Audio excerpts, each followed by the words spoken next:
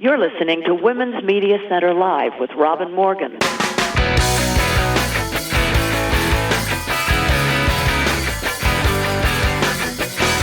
Welcome to Women's Media Center Live. I'm Robin Morgan. And please, let me indulge myself by crowing, "I told you so."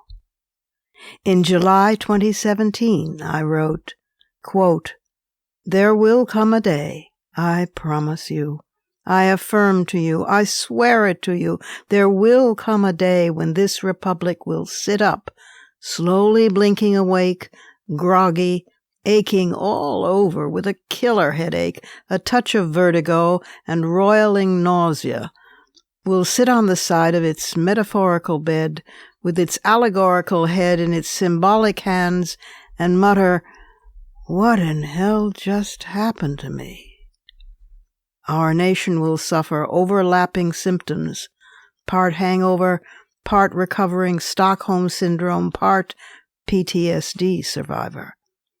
It will happen once the already in free fall regime of Donald Trump will be fully exposed." Close quote. And it isn't even fully exposed yet. Still, for the record, and so that we don't ever forget, once more only, let me just skim lightly through some memories. Fortunately, Susan B. Glasser in The New Yorker has laid down exhaustive perimeters, and mine will be much fewer. This was a chaos president, an American demagogue, a fool, a bullhorn racist who politicized justice, monetized the presidency, and tweeted his way to enormous power. Yet he became the first incumbent seeking re-election to have his party lose the White House, the Senate, and the House of Representatives since Herbert Hoover in 1932. A psychotic, sociopathic, congenital liar, and a serial rapist, he made more than 30,000 false statements during his presidency, culminating in the great lie that he'd won an election he had decisively lost. Lest we forget a detail here and there, here's a montage, briefly, of what it was like, though not at all in order of importance. Middle-of-the-night tweaks firing the Secretary of State, a comb-over, orange-haired, obese president dancing on stage to the village people before adoring fans, the separating of small children from their mothers at the southern border, praising, quote, "very fine people on both sides of the white supremacist Charlottesville March," trying to buy Greenland in exchange for Puerto Rico, remember that one? And canceling a trip to Denmark in a rage when they wouldn't sell it to him, leading a Boy Scout jamboree in a chant of "lock her up" about Hillary. Sharpiegate, when he insisted that a hurricane was about to hit Alabama and then tried to cover up his mistake by redrawing a map of the storm's trajectory with a black marker. His warnings about a fake invasion by immigrants caravanning toward the southern border and his sending real U.S. troops against it. Continuous, outrageous lies about the deadly pandemic, which he compared to just sort of an everyday flu. His recommendations to swallow bleach and light bulbs to treat it. His grab-'em-by-the-pussy campaign statement that we thought surely would end him then and there. His strange obsessions that windmills cause cancer and modern toilets don't flush properly and hurricanes should be nuked. All those behaviors and many more contributed to his being, you understand, a very stable genius. Yet his party, and this we must not forget, continued to back him, would not constrain him, and handed him the re-election nomination unopposed. Now he's the first president in American history to be impeached twice, and quite possibly convicted, by a Senate that, even though Republican, or maybe especially so, does not wish to see him run again either, ever. He has kept pace with persistent violations to the very end, like pardons issued for corrupt felons like Steve Bannon or Michael Flynn, and to those issued for men convicted of war crimes. That's what it was like. Don't forget it. They'll ask you, "Can you remember?" And you'll have a hard time recalling. Day after day, that's how it felt. The nausea, the fear, the dread, the shame before the world, the disgust. And now, at last, at long last, we have a new president, a historic new vice president, a new administration, a fresh start, a chance. This episode of the program focuses actually on the office of the vice president, which until fairly recent times has garnered little respect and even less attention. But all that is about to change, and the sounds you hear are lots of precedents crashing to the ground, this time for the best of reasons. But more about that in fighting words at the end of the program. For now, we need to go inside the headlines.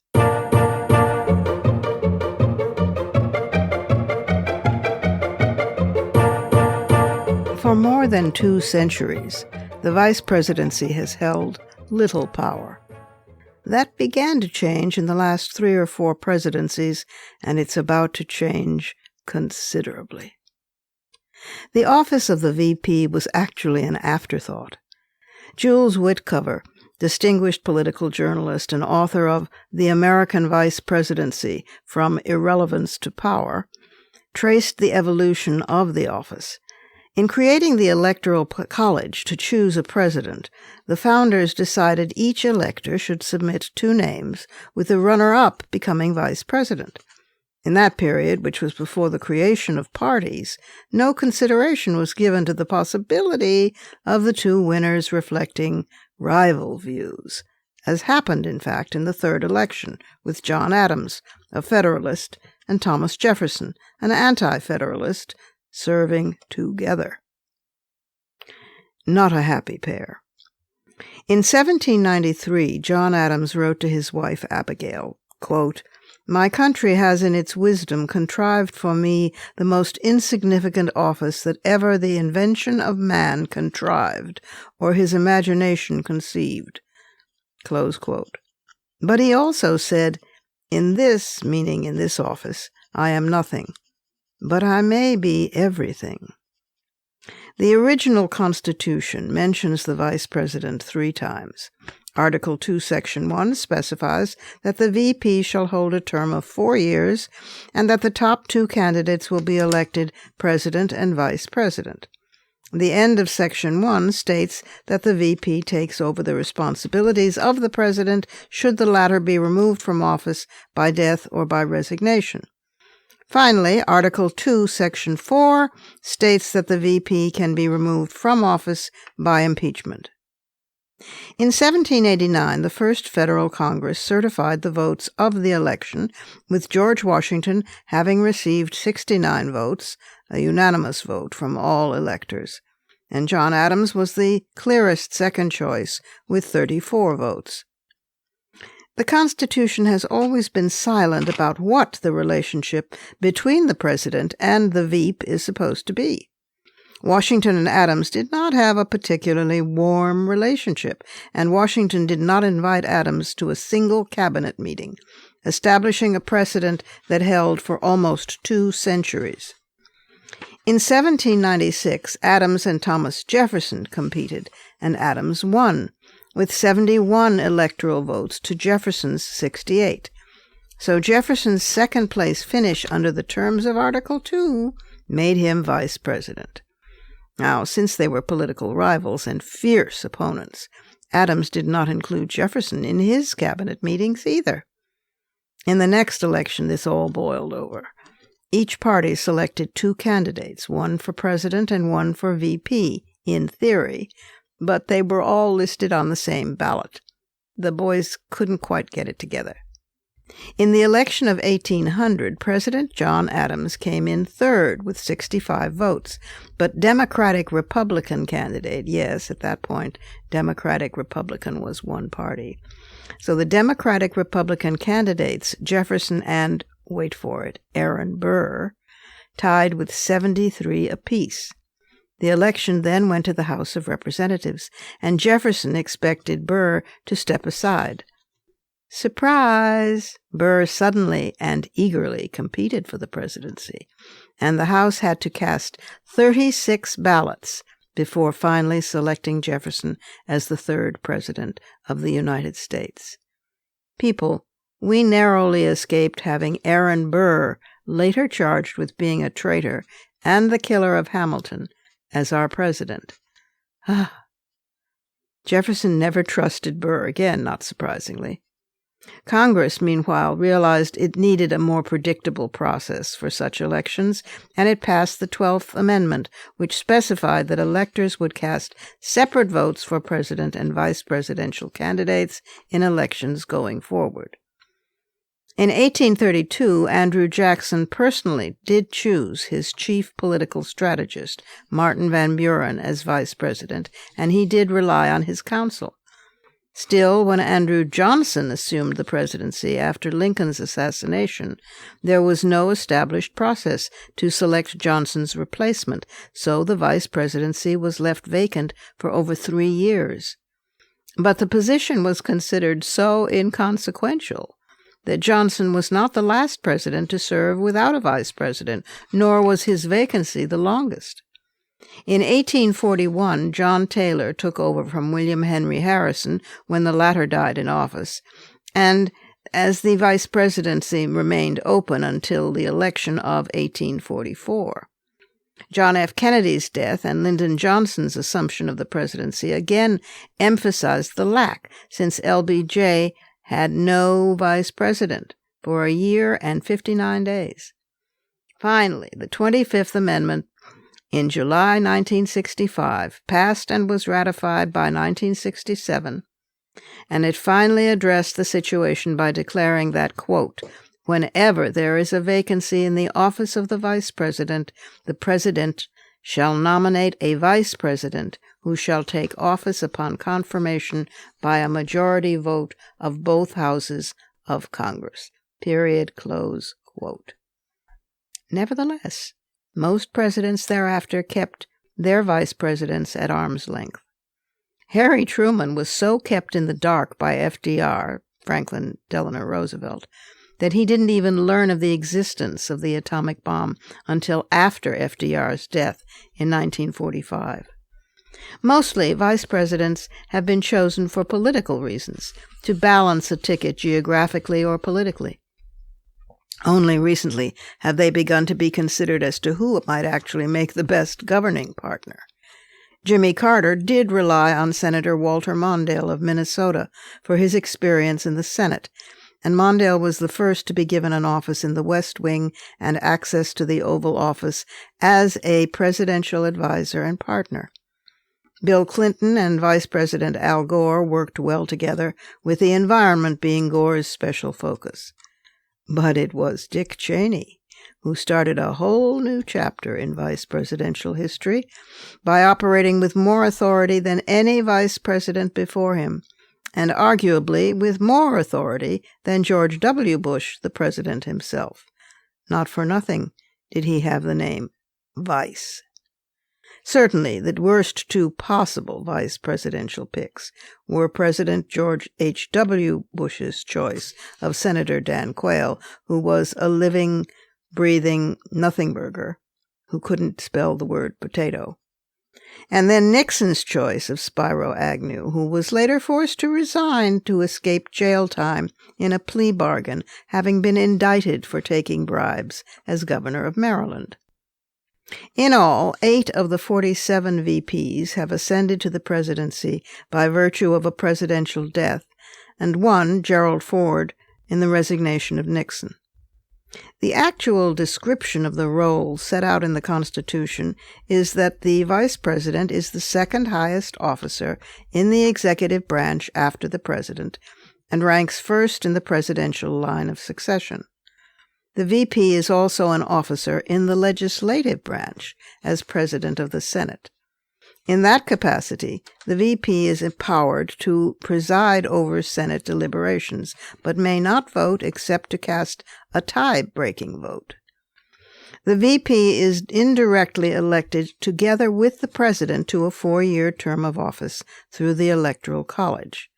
The vice president is now also a statutory member of the National Security Council, and the role has grown considerably since it was first created.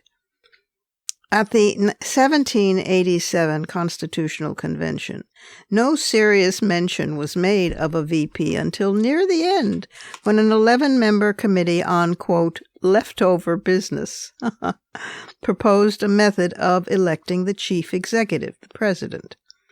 Delegates had previously considered the selection of the Senate presiding officer, deciding that the Senate should choose its own president, and had agreed that this official would be designated the executive's immediate successor. They also considered the mode of election of the executive, but hadn't reached consensus.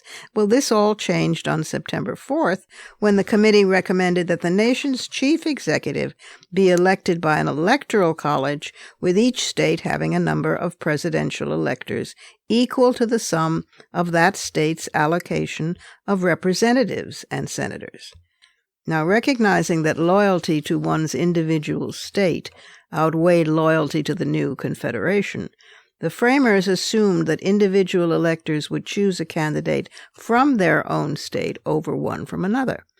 So they created the office of vice president and required the electors to vote for 2 candidates, at least one of them being from outside the electoral state, believing that the second vote would be cast for a candidate of national character. Additionally, to guard against the possibility that electors might strategically waste their second votes, it was specified that the first runner-up would become vice president. Are you still with me?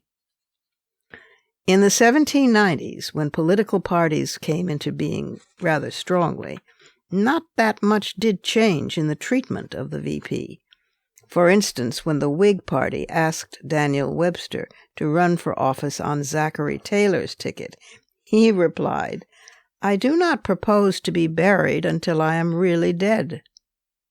In the first 100 years of the country's existence, no fewer than 7 proposals to abolish the office as being superfluous, even dangerous, were advanced. Yet the office endured. In fact, Roosevelt's vice president during his 3rd term, Henry Wallace, was given major responsibilities during World War II. Eisenhower authorized Nixon to preside at cabinet meetings in his absence. Nixon was also the first to formally assume temporary control of the executive branch when Eisenhower suffered a heart attack in 1955 and then a stroke in 1957.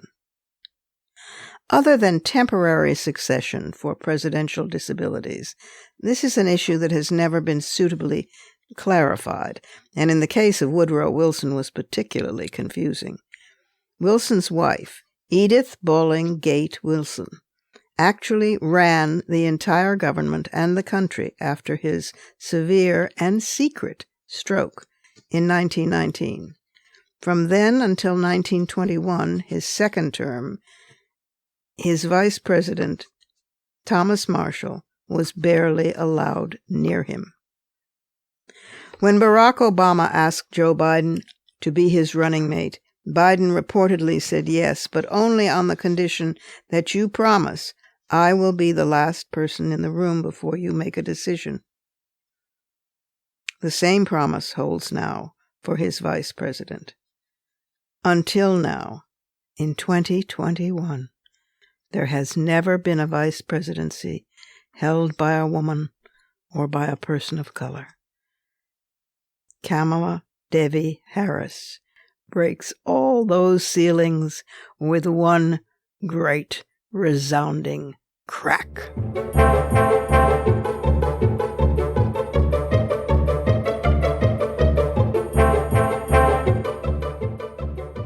Time for our first break, but lots more coming up.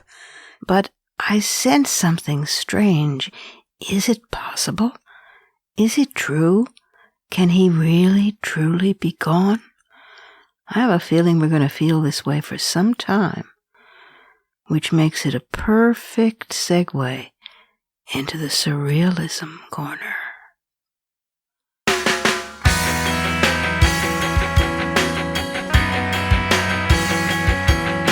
Subscribe to this program on your favorite podcast platform and leave us a review.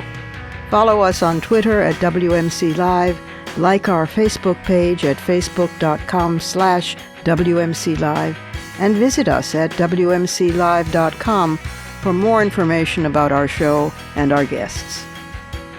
You're listening to Women's Media Center Live with Robin Morgan.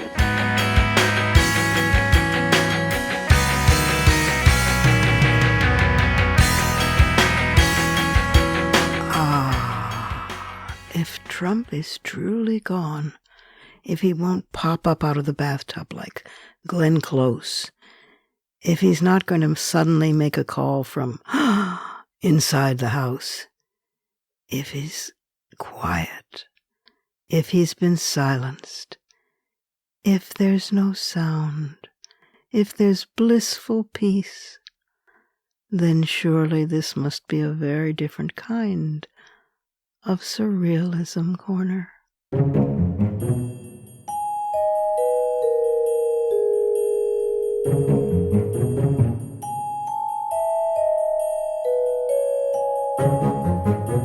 The vice presidency, often mocked or outright ignored, has held a slightly surreal position in itself.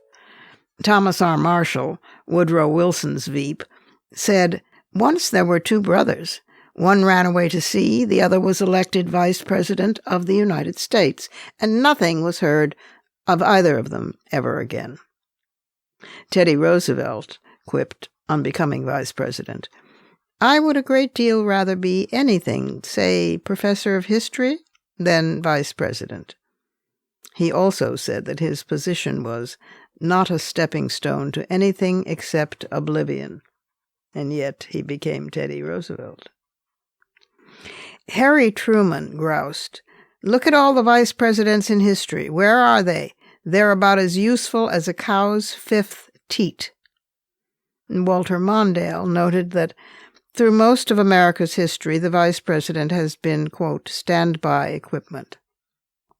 Dick Cheney, a.k.a. Darth Vader, 8 years before becoming vice president, predicted, "Well, he's there as the president's understudy, in a sense." It wasn't until the 1970s that Congress actually designated a home for the Veep, a 19th century Queen Anne-style structure at the Naval Observatory.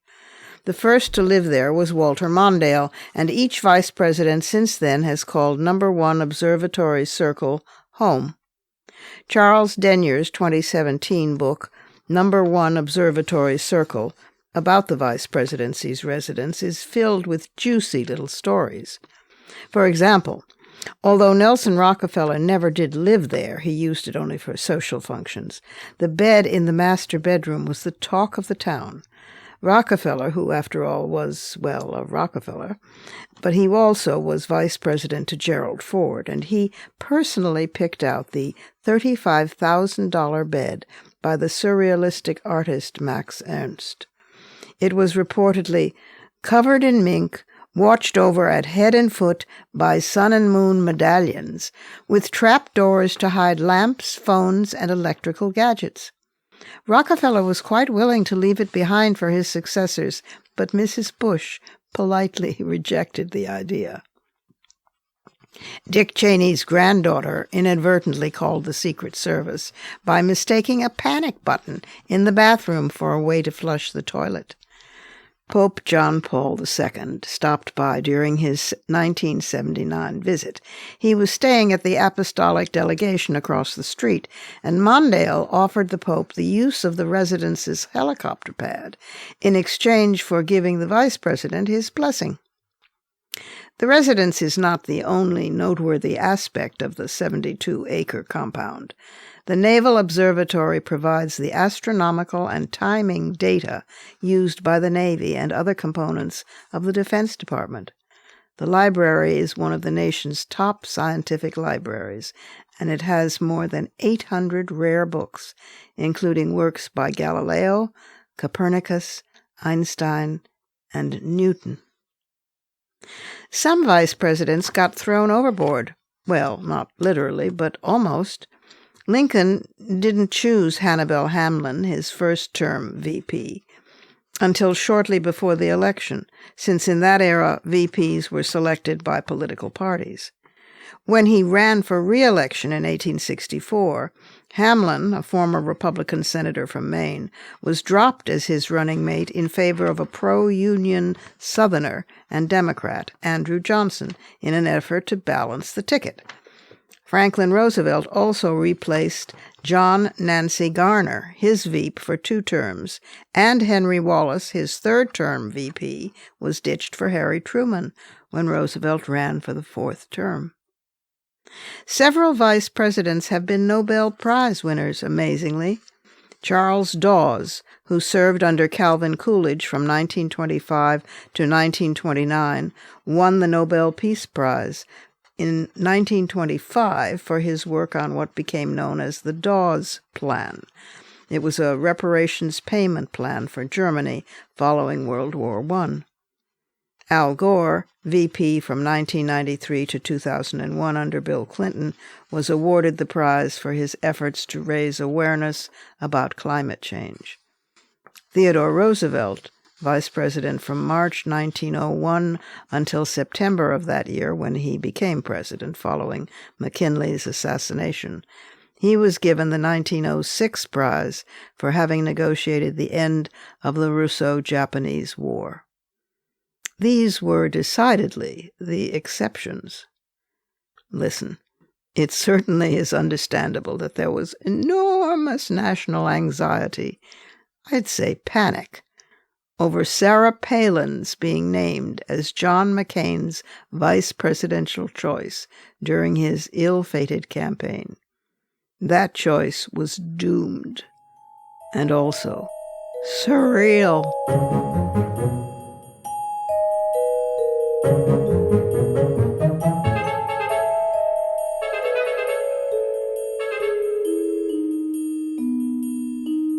Time for one last break, and then I'll be back with those fighting words.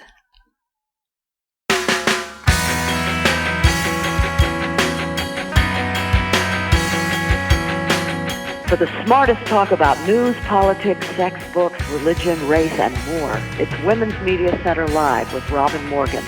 Audacious, witty, provocative, informative, and fun. It's Women's Media Center Live with Robin Morgan. Talk radio with a brain. Words of hope can be fighting words.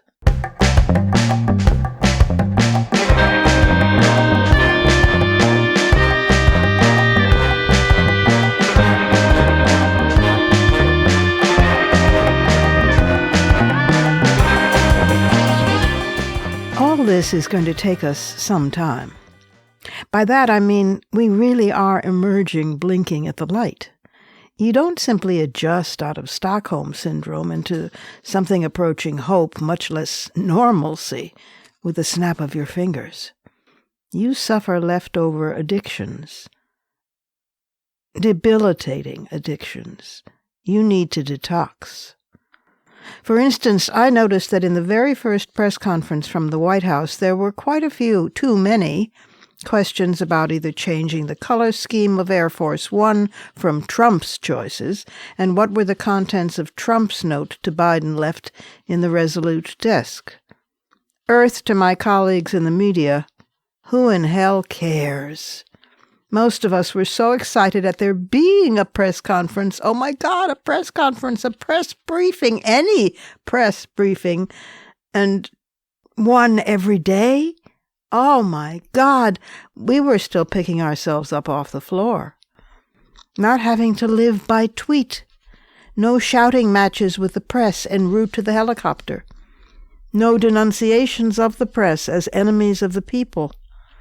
Respectful, factual, honest press briefings every afternoon, being honest about when they can't be honest. An all-female senior communications team, with Jennifer Psaki, young and whip-smart, as the White House press secretary, the first time all the top aides of an administration tasked with shaping its message are female. Psaki is not C.J. Craig, an Aaron Sorkin fictional character after all, but she may be the closest thing to it. Wow! So please don't expect yourself to snap to attention and take it for granted that President Biden actually used the words systemic racism in his inaugural speech. But also, let's not ricochet in the opposite direction of overwhelming sycophancy because our federal government is actually doing things it ought to have done all along, like, President Biden actually using the word systemic racism in his inaugural speech. There's a golden mean in here somewhere, something like respect and perhaps some gratitude, considering what we've been through, but within normal parameters. That doesn't mean we can't indulge in pure delight, though. Delight at those multiple ceilings now cracked wide open. For example, it's not only that Kamala Harris, Madam Vice President, oh, how good that tastes, is the first woman vice president, and the first black vice president, and the first South Asian vice president. She's a movement all in herself. It's also that her husband, Doug Emhoff, is the first second gentleman, and the first Jewish second gentleman. We don't have a name for this post yet, but there it is, and he and we will have yet to figure out what his function will be, although choosing silverware will probably not be a big contender ever again, even when a woman inhabits the post, which is how things change. He gave up his law practice as an entertainment attorney to support his wife when she began campaigning, and he joined the faculty at the Georgetown University Law Center and is now teaching a course called Entertainment Law Disputes this semester. That certainly seems kosher enough. Meanwhile, back at the White House, Dr. Jill Biden, our new First Lady, that's an honorific title originally devised for Dolly Madison and surely ready for retirement. Well, she is going to, hallelujah, keep her teaching job at Northern Virginia Community College, separating it from her White House duties. She did the same thing when she was, quote, second lady. These two decisions, hers and Emhoff's, although seemingly minor compared to everything else we're facing, are actually seismic in terms of people's vocations and avocations, their self-images and the images others have of them, their very identity. And that's not even to begin to address the genuine love and affection clearly evident between both couples. A little like the Obamas, who were always smile-whispering in each other's ears, as if later on in the residence they were going to get it on together. These people seem to genuinely care about each other. We're way beyond the frosty smiles of previous such couples, whether they're wearing the martyr look, agonized, of Pat Nixon, or the adoration beam of Nancy Reagan, or the frozen fashion stare of Melania Trump. When Joe hugs Jill, and she rests her head on his shoulder, and they take the time to just stand there for a long minute before they enter the White House, something's actually happening between these two people. They're recognizable. They're not from the what me worry planet, where never was heard an encouraging word and the kooks and the psychopaths roam. All this takes adjustment. For myself, this morning in the shower under hot water, for the first time I could feel my shoulders beginning to unclench. They clenched up again afterwards automatically, but that's okay. Habit, reflex, Pavlov's dog. As I say, it'll take time. When I wake up each morning, I have to consciously remember to not be depressed, angry, or even resolute. I'm hardly what you'd call relaxed, particularly with the second impeachment looming, with crazies out there, and with Mitch McConnell still acting as if he had all the power in the world when he actually doesn't. It's not time yet to put away our anti-grind mouthguards. But it is time to pay attention and to take some deep breaths toward what our new government is actually doing. In case you missed some of these executive orders that President Biden, what a nice 2 words those are, has been signing this past week, here they are, and they are rather stunning. 1. Executive order mandating use of masks and physical distancing on federal lands and by government contractors, and urging of states and local governments to do the same.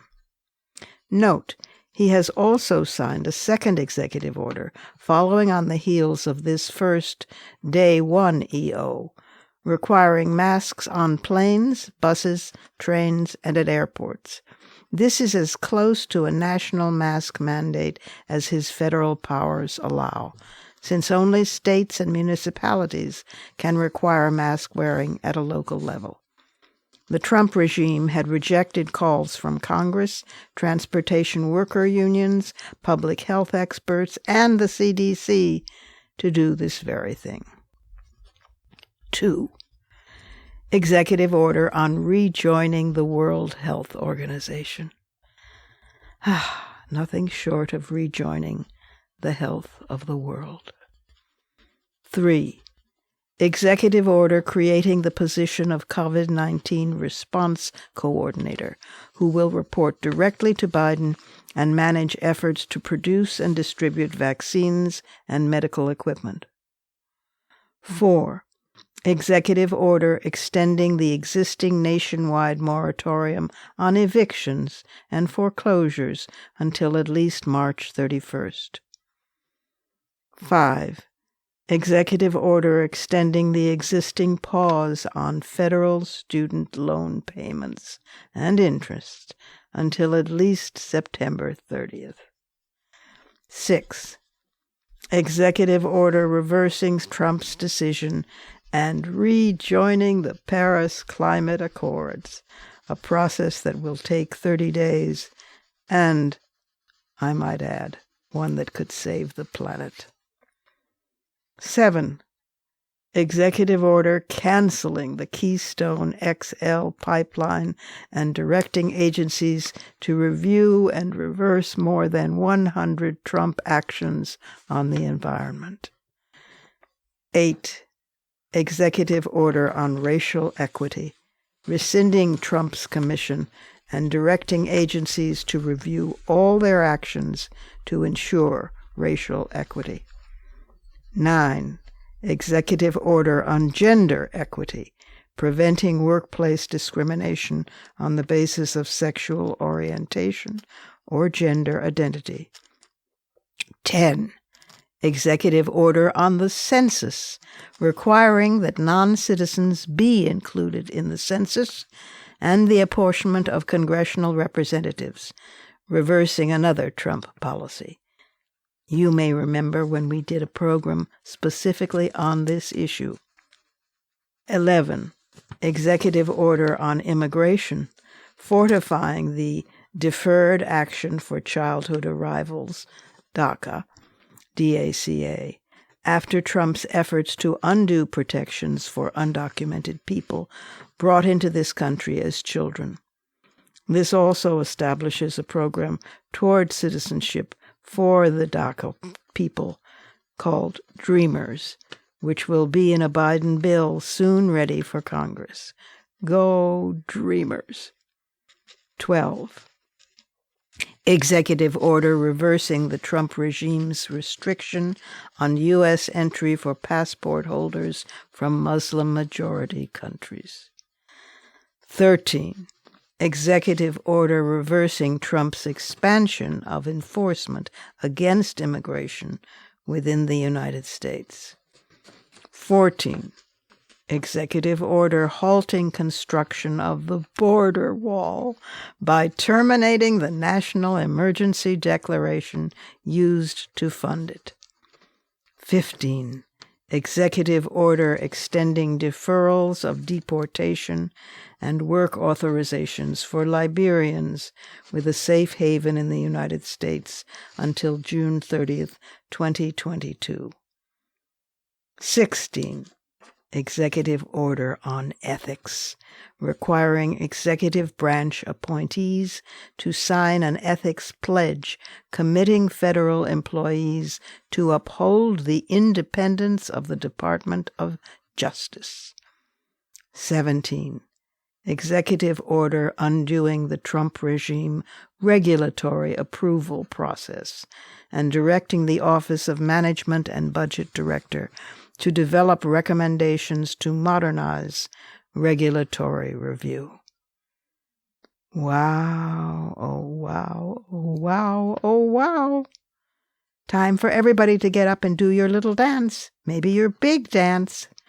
Oh, and by the way, Sleepy Joe, who is moving at the speed of light, hasn't paused since Wednesday's first 17 executive orders.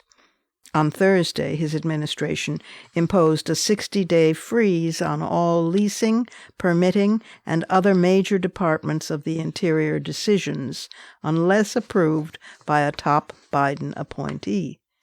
On Friday, he asked the Department of Agriculture to allow states to increase SNAP benefits. SNAP is the Supplemental Nutrition Assistance Program, also known as food stamps benefits. And he asked that department to increase by 15% benefits awarded to a school meals program for low-income students that was started in the pandemic. This could give a family of 3 children more than $100 in extra benefits every 2 months. The Biden administration is also targeting at least 60 of Trump's more than 200 environmental rollbacks, and instead is adding protections. Oh, yes, and our first African-American Secretary of Defense, Lloyd Austin, and our first female Secretary of the Treasury, Janet Yellen, both were confirmed by a somewhat shamefaced bipartisan Senate vote. And Dr. Fauci is back. The little elf scientist, the most trusted man in the country, is back, is serving, and is actually free to speak this time, and is openly celebrating that freedom. People, this is energy, blessed energy, the one thing that can save us at this late stage. I believe, pessimistic optimist that I am, that it both can and will save us. The truth is that even the mere coursing of it through our veins, this blessed life-giving energy, is itself miraculous. Let's not kid ourselves. It also hurts. Badly. Grief over people we've lost to the pandemic. Shame before the world. The humiliation of our public with us witnessing that. Rage at what he and his people got away with. The sick feeling at the pit of the stomach that somehow we did not do enough, rise up fast enough, put enough pressure on the Senate and on Twitter and Facebook and on the media and everyone else as we should have. Oh, how it hurts, this coming to consciousness. It's as agonizing as when they removed the bindings on Chinese women's feet that had been broken and bound down to 3 inches. It's as horrible as when they would try to remove the elongating neck rings on Kayan women in Thailand's mountain region. Rings added one by one since childhood. Unsupported, their heads roll and their necks break. We have had a narrow, very narrow escape. Next time there will not be that small window. We dare never repeat our mistakes. But we can do what our species is uniquely equipped to do. We can learn. We can adapt. We can change. Welcome forward, America. Those are my fighting words. Add yours on Twitter, and remember to tag us at WMC Live and use the hashtag Fighting Words.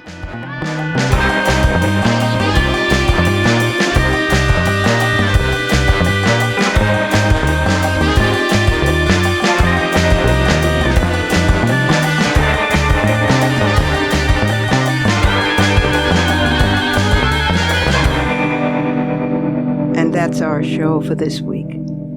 You can follow me on Twitter, Facebook, and now Instagram at The Robin Morgan, and you can check out my blog at robinmorgan.net and find my latest book of poems, Dark Matter, and my brand new novel, Parallax, wherever books are sold.